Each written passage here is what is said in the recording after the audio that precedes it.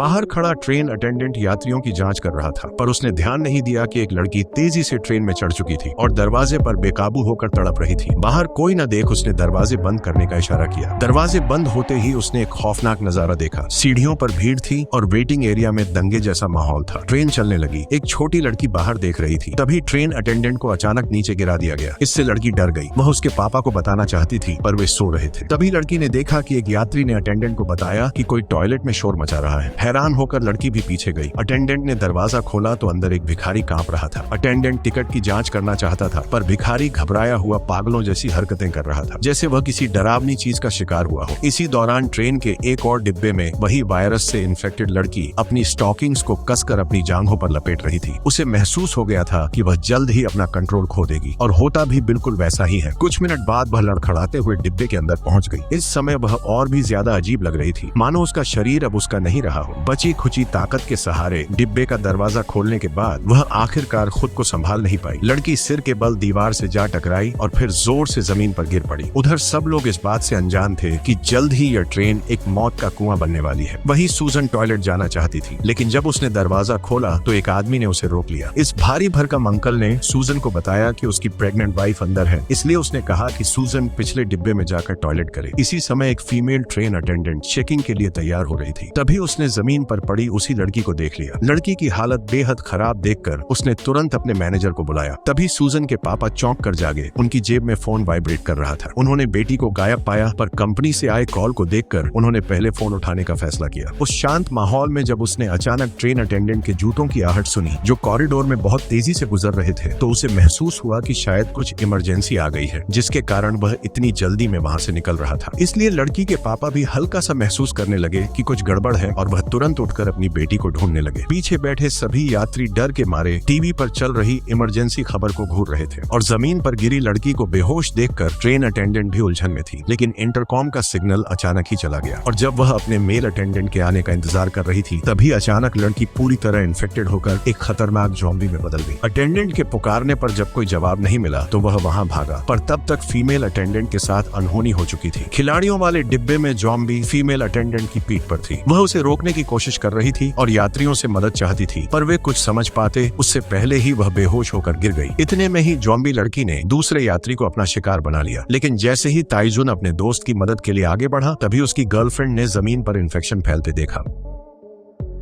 पीछे हलचल हुई, और जब मैनेजर वहां पहुंचा तो घबराए यात्रियों ने उसे धक्का देकर गिरा दिया। कुछ मिनट के अंदर ही डिब्बा ज़ॉम्बियों से भर गया। ज़ॉम्बी बन चुकी अटेंडेंट को यात्रियों को काटते देख मैनेजर पूरी तरह से हैरान रह गया। हालात बिगड़ते देख वह तुरंत वहां से भागा और दूसरों को भी भागने का इशारा करने लगा। सूजन को ढूंढ रहे उसके पापा ने एक पैसेंजर को भागते देखा, लेकिन वो कुछ समझ नहीं पाए। आगे के डिब्बे में भीड़ देख वह वहां पहुंचे। वहां अटेंडेंट पैसेंजर्स को जगा रहा था। तभी एक ज़ॉम्बी ने उसकी गर्दन पर काट लिया।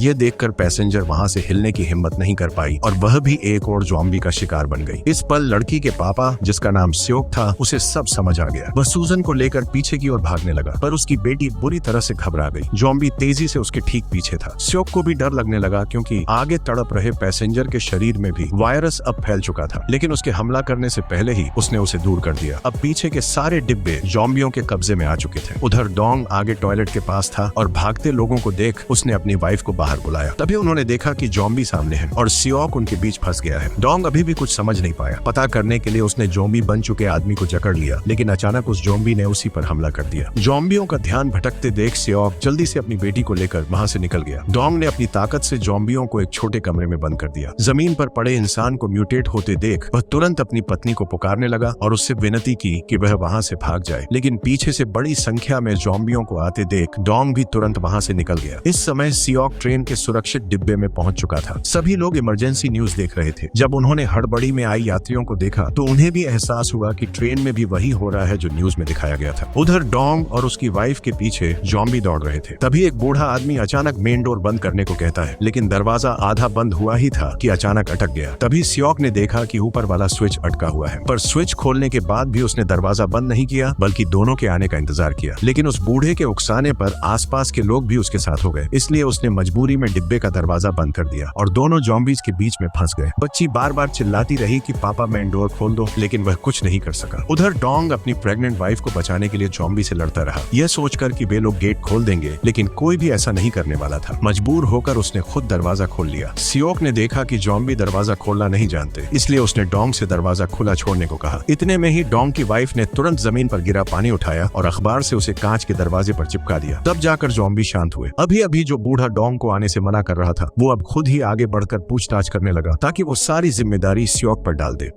साला ये तो एक नंबर का कमीना है। तभी कंडक्टर ने घोषणा की कि ऊपर से निर्देश है कि बाहर दंगे हो सकते हैं, इसलिए ट्रेन अगले स्टेशन पर नहीं रुकेगी। पर बूढ़ा आदमी अटेंडेंट को बुलाकर आदेश देता है कि ट्रेन वहां जरूर रुकनी चाहिए, बदले में चाहे जितने पैसे ले लो। ठीक उसी समय सियोक को अपनी बूढ़ी माँ का फोन आता है। असल में घर में अचानक बहुत सारे जॉम्बी घुस आए थे और माँ को जॉम्बी ने काट लिया था। सियोक की माँ चिंता कर रही थी कि उसका बेटा बाहर किसी खतरे में न पड़ जाए। वादा करो, क्या खाया हमेशा रखोगे?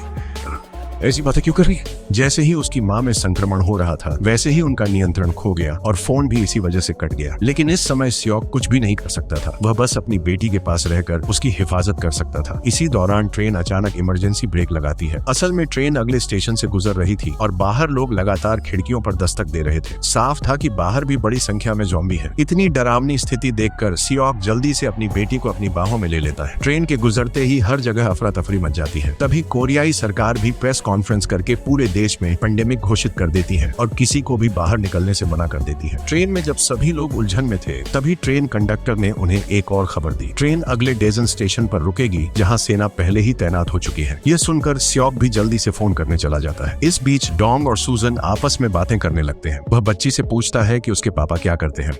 वो तो एक फंड मैनेजर है। हाँ, फंड मैनेजर।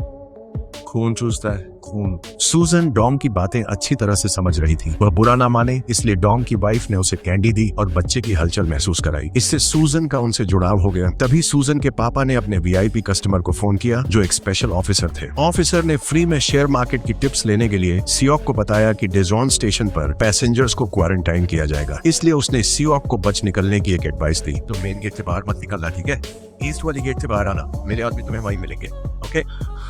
जैसे ही सियोक जाने लगा, उसने देखा कि भिखारी डरा हुआ वहीं बैठा है। सियोक को लगा कि उसने कुछ नहीं सुना, पर वह अनजान बनने का नाटक कर रहा था। जल्द ही ट्रेन स्टेशन पर रुकी, जहां बिल्कुल सन्नाटा था। यात्री सावधानी से उतरने लगे। कंडक्टर पीछे देखने गया तो उसने एक खौफनाक नजारा देखा। तभी उसी मतलबी बूढ़े आदमी ने बताया कि जिस स्टेशन पर हम रुके हैं, वहाँ का पूरा शहर सील है और अब सिर्फ बुसान ही खुला है। उसने कंडक्टर से इंजन अलग कर उसे अकेले बुसान ले जाने को कहा। कंडक्टर ने उसकी बात अनसुनी की और यात्रियों को खबर देने चला गया। उधर यात्री बाहर गेट की ओर बढ़ रहे थे और वहाँ सेना न देख काफी हैरान थे। हॉल में अब भी उथल पुथल मची हुई थी। सियोक ऑफिसर को ढूंढ रहा था ताकि वह बताए एक सुरक्षित जगह पर जा सके। रेलिंग पर बैन लिखा था, पर वह बेटी संग अंदर चला गया। ये देख डोंग और उसकी वाइफ हैरान रह गए। तभी सूजन ने पूछा कि हम उनके साथ क्यों नहीं जा रहे हैं। उसी समय वह भिखारी भी वहाँ आ गया। तभी उसने बताया कि उसने सियोक की सारी बातें सुन ली थी। मुझे मालूम है बाकियों को अलग रखा जाएगा। ये सुनते ही सूजन तुरंत बाकी लोगों को बुलाने दौड़ पड़ी, लेकिन सियोक ने उसे रोक लिया। उसने अपनी बेटी से कहा कि अभी किसी की परवाह मत करो। ऐसे माहौल में हर किसी को अपनी खुद की भलाई के लिए सोचना चाहिए। इस बात ने सूजन को अंदर से तोड़ दिया।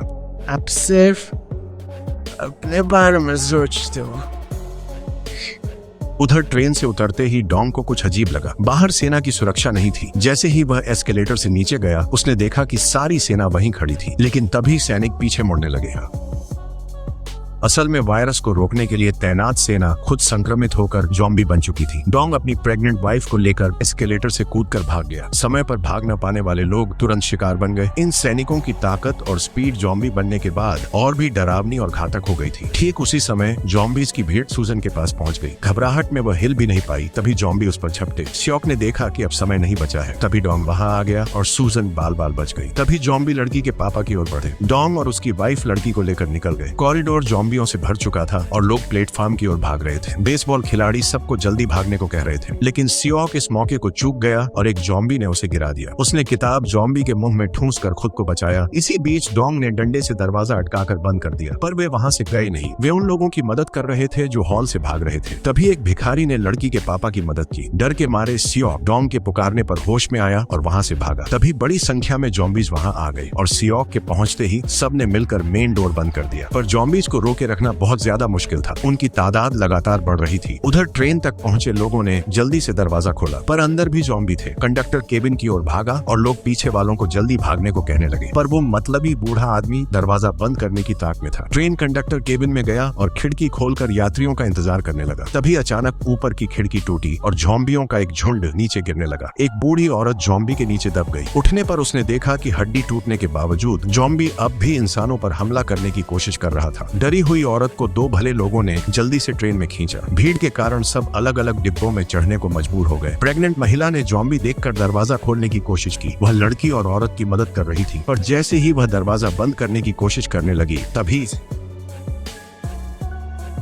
असल में वह कोई ज़ॉम्बी नहीं बल्कि भिखारी था। देखते ही देखते ज्यादातर लोग ट्रेन में चढ़ चुके थे। तभी एक बुजुर्ग ने कंडक्टर की शर्ट पकड़कर उसे धमकाया और कहा कि अब तुरंत ट्रेन चलानी होगी। लाचार होकर कंडक्टर को ट्रेन मास्टर से ट्रेन चलाने के लिए कहना पड़ा, लेकिन अभी भी कुछ लोग हॉल के दरवाजे पर खड़े थे और वही असली मर्द थे जो पूरी ट्रेन में थे। अगर वे वहाँ रुककर रास्ता ना रोकते तो शायद कोई भी सही सलामत ट्रेन में नहीं चढ़ पाता। लेकिन भले ही उन्होंने पूरी ताकत से दरवाजा बंद करने की कोशिश की, पर वे जल्द ही समझ गए कि कांच का दरवाजा ज्यादा देर तक नहीं टिक पाएगा। इसलिए उन्होंने बिना कुछ कहे तुरंत भागने का फैसला किया। ट्रेन धीमी थी। कुछ एथलीट्स उसे पकड़ने दौड़े, पर उतरते ही ज़ॉम्बी ने हमला कर दिया। पीछे ज़ॉम्बी थे और आगे ट्रेन छूट रही थी। रफ्तार कम होने से दो लोग चढ़ गए। सियोक ने मदद के लिए हाथ बढ़ाया, पर खतरा देख डोंग पीछे हटा और ढाल उठा ली।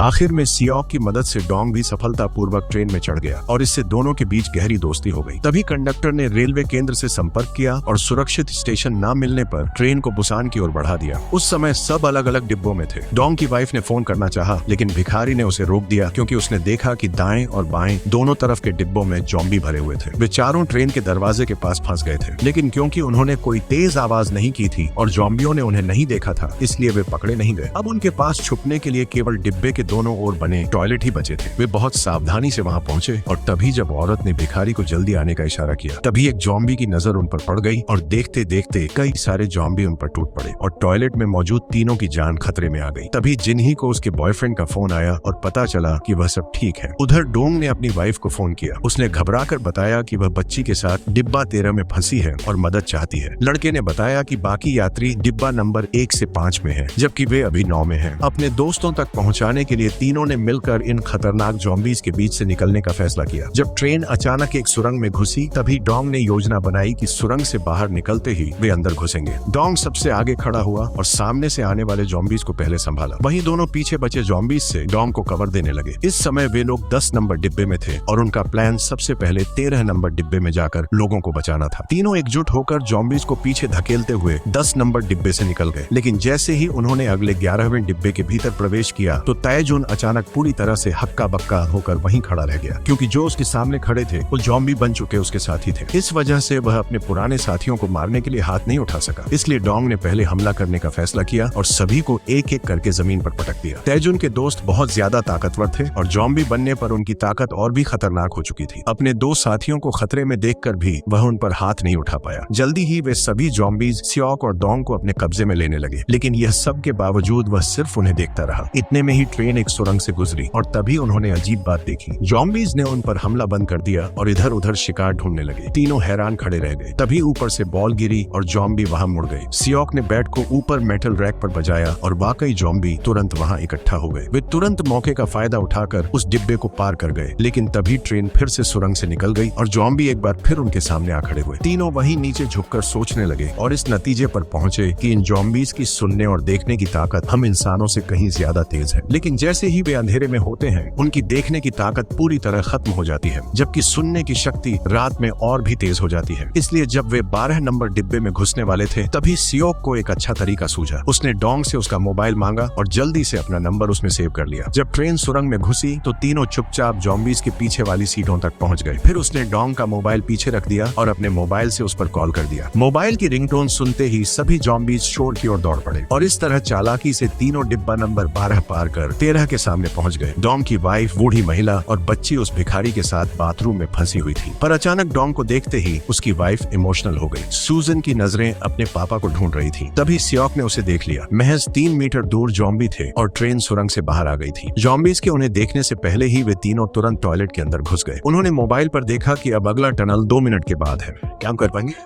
हाँ, हम कर लेंगे। अब डोंग को एहसास हो चुका था कि वह सियोक के बारे में गलत सोचता था। असल में सियोक लोगों का खून नहीं चूसता, बल्कि वह तो लोगों का सब कुछ चूस लेता है। मजाक से हटके सियोक एक अच्छा आदमी था। ठीक उसी समय जिनही को तैजुन का मैसेज मिला, जिसमें उसने बताया कि वह उसे 15 नंबर डिब्बे में मिलने आ रहा है। यह मैसेज मिलते ही जिनही ने सबको बता दिया कि उसके सभी दोस्त जल्द ही डिब्बा नंबर 15 में आने वाले हैं। ये सुनते ही पास बैठा बूढ़ा आदमी घबरा गया। उसे लगा कि यह तो बिल्कुल नामुमकिन है कि वे लोग इतने ज़ॉम्बी से बचकर हम तक लौट कर आ रहे हैं, वो भी बिना इन्फेक्ट हुए।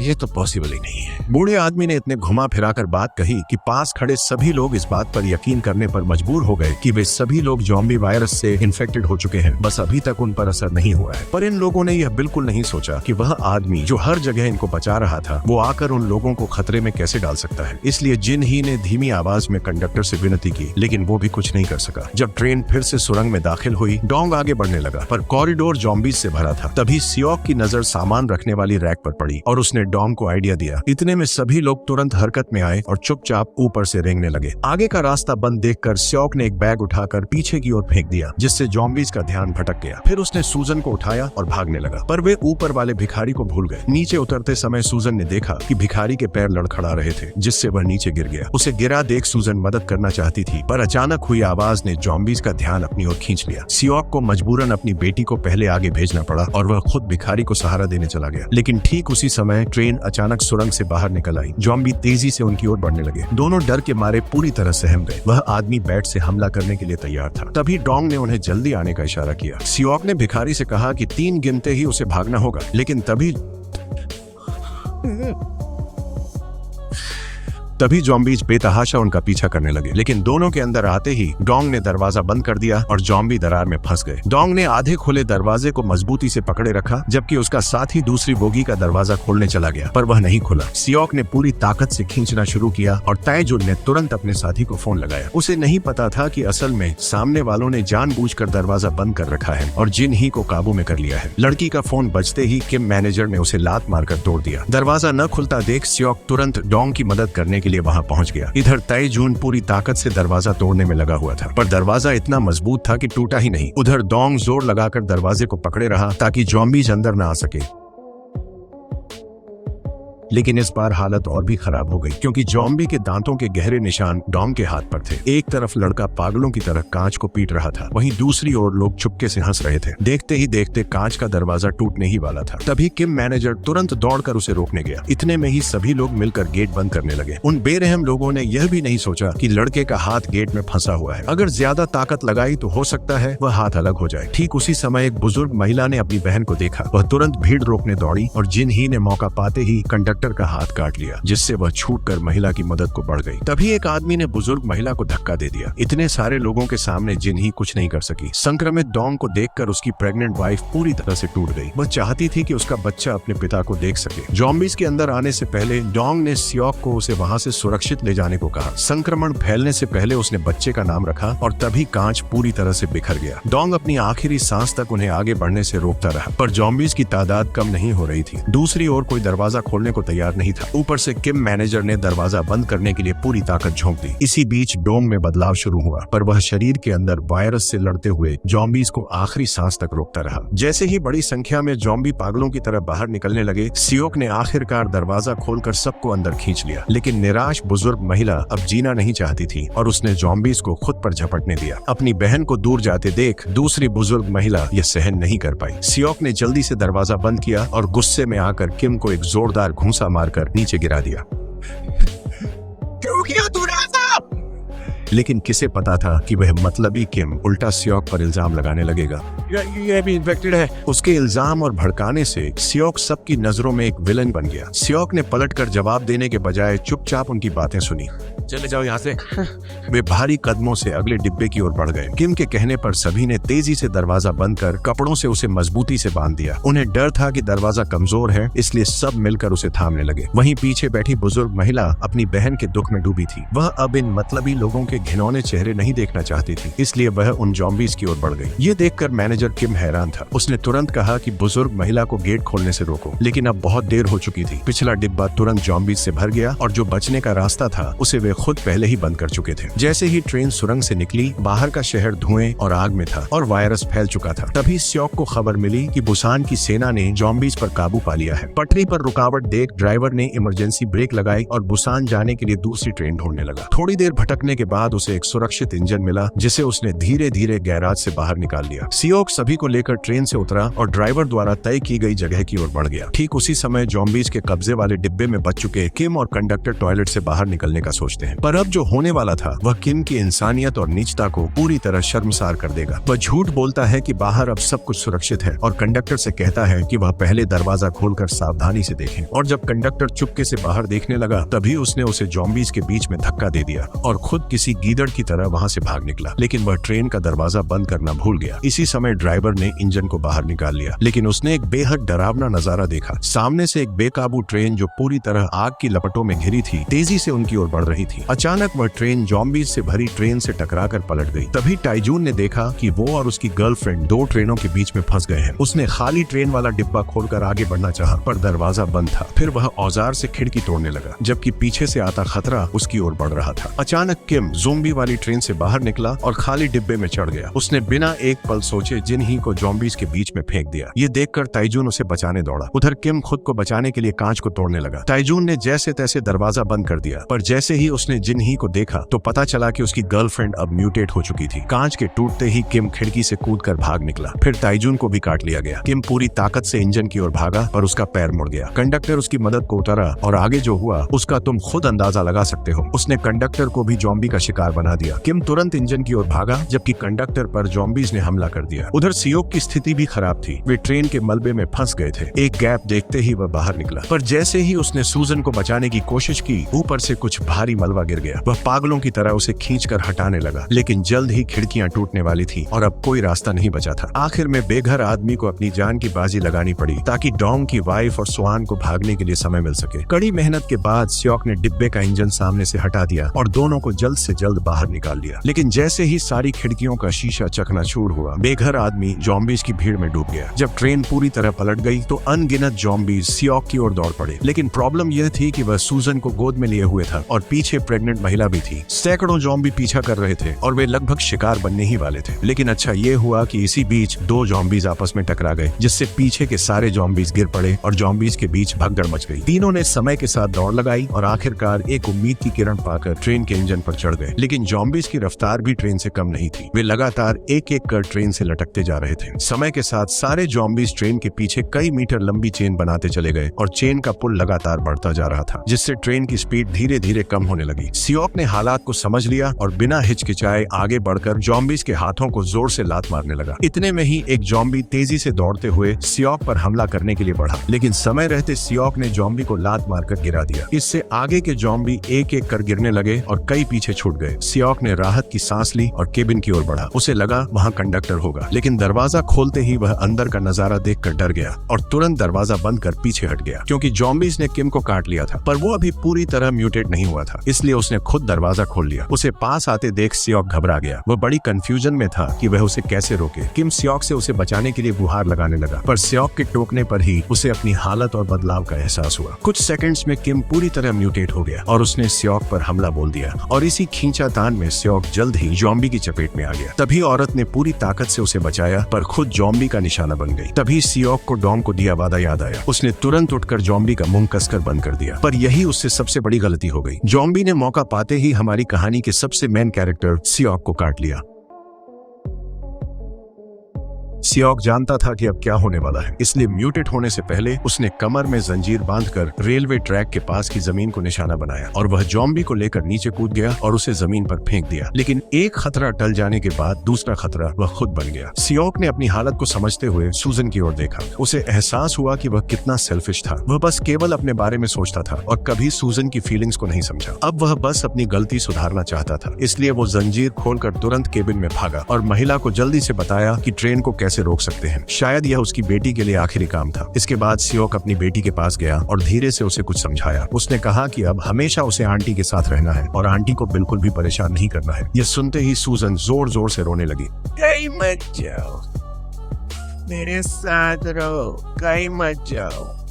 इसके बाद सियोक रोते हुए तुरंत केबिन से बाहर निकल गया। सूजन के पैदा होने की यादों को याद करते हुए उसे सूजन के साथ बिताए वो पल याद आ गए। ये सोचकर सियोक मुस्कुरा दिया और उसका दर्द कुछ कम हो गया और इसी आखिरी याद के साथ वह हमेशा के लिए सूजन से दूर हो गया। डोंग की वाइफ पूरे रास्ते चुपचाप सुआन के साथ बुसान शहर तक आई। ट्रेन सुरंग से पहले रुक गई। आगे बहुत सारा मलबा और कई लाशें पड़ी थी। पीछे हटने का रास्ता न होने की वजह से वे अंधेरी सुरंग में घुसे। सुरंग के एंड पर तैनात सैनिकों ने दोनों पर निशाना साध लिया। उनका काम सुरंग से इस ओर आने वाले ज़ॉम्बीज को मार गिराना था, पर उन्हें यह पक्का नहीं था कि वह दोनों ज़ॉम्बीज नहीं है। इतने में ही ऊपर से ऑर्डर आए कि उन्हें ज़ॉम्बी समझकर मार गिराया जाए। ऑर्डर मिलते ही सैनिकों ने टारगेट लॉक कर ट्रिगर साध लिया। तभी सुरंग से एक गाना सुनाई दिया। सब जानते थे ज़ॉम्बी गा नहीं सकते। आवाज सुनते ही दो सैनिकों ने साथियों को सुरक्षा के लिए अंदर पहुंचाया। सूजन हमेशा यह गाना अपने पापा को सुनाना चाहती थी, लेकिन अब ऐसा होना बिल्कुल नामुमकिन था और इस तरह इस मास्टरपीस मूवी का अंत हो गया। सच बताऊं तो ये मूवी मुझे भी इमोशनल कर देती है। मैं चाहे जितनी बार भी इसे देखूं। वैसे मुझे आप अपने बारे में बताओ कि आपको ये मूवी कैसी लगी। अच्छी लगी हो तो वीडियो को लाइक करके चैनल को सब्सक्राइब कर लेना और नेक्स्ट कौन सी मूवी देखना चाहोगे जरूर बता देना।